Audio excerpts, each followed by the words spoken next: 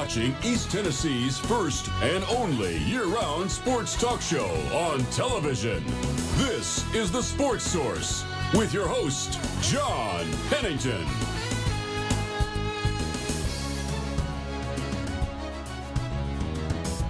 Good Sunday morning and welcome into The Sports Source. Happy to have you with us today.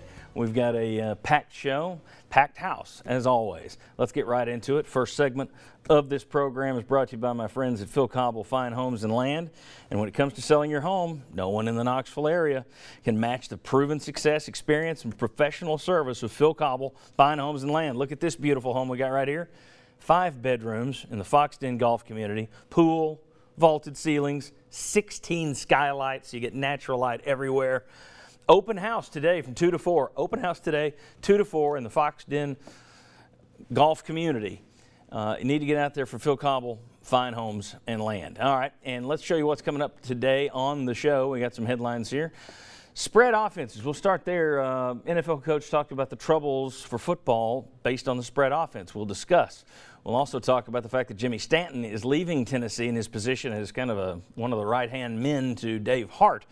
Who is waiting in the wings? Is there anyone waiting in the wings? That's an important role to fill. Nike's UT plans, some emails, or at least one email was released this week. We'll look at that and hopefully give you a little bit more understanding of what's changing for Tennessee. It's not just the Lady Vols logo. We'll break some of that down. Rule changes, some are proposed for basketball. Some could eventually come their way to football. We'll discuss those rule changes. Rivalry at Georgia Tech renewed. Basketball looks like it's happening. Football, there's still rumors out of Atlanta it could happen. We'll talk about that. The playoffs versus the bowls. Some coaches came out this week, so the playoff system is already hurting the bowl system. As you've heard by now, I'm sure, Kentucky's field will now feature checkerboard end zones.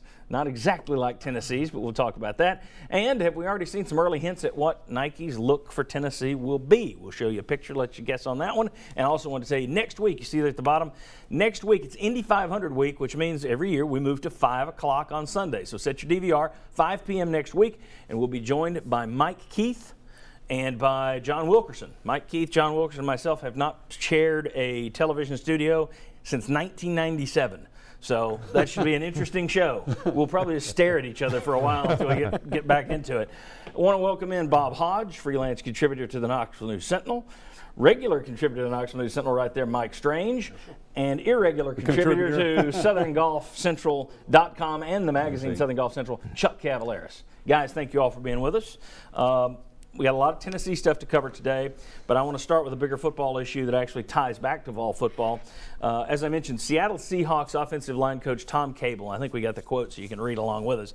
He said this week, I'm not wanting to offend anybody, but college football offensively has gotten to be really, really bad fundamentally. Unfortunately, I think we're doing a huge disservice to offensive football players, other than receivers, that come out of these spread systems. The runners aren't taught how to run. The blockers aren't as good. The quarterbacks aren't as good. They don't know how to read coverage and throw progressions. They have no idea when they arrive in the NFL for the rest of their careers. Spread offenses, guys, is that just whining on the part of Tom Cable, or do you think it is long-term a detriment to college football, pro football, football? It is whining on the part of Tom Cable. It is long-term going to be a detriment to pro football, and it really doesn't matter because college coaches are going to do what they think can win them football games today. And I mean, he's right. You look at most of the college quarterbacks, and they don't have a progression. They usually have one receiver, maybe two, and then they're on the same side of the field. So you're really not looking at a whole lot of things. I disagree with him a little bit about running backs, though, because even back in the Lombardi days, what they're taught in the spread is you find your hole. The same thing that Vince Lombardi did with his run to daylight things. I don't think that's as big of a difference. But I do think for pro football, yeah, because your major schools, your feeding system is going to this offense. You know, one of the reasons NFL's having to adjust because college is doing it. Yeah. All the high schools are doing it. I mean, it is a simplified offense. Basically, it is a much simpler there's a offense, reason every high school coach is running it for the most part, and that is I just take my best athlete, put him back there, and let him do his thing. It's a lot. When it first came out, and when Urban Meyer made it big with Tim Tebow, there was a lot of talk of this is kind of like the single wing. Very much so. Take your best player and just let him go.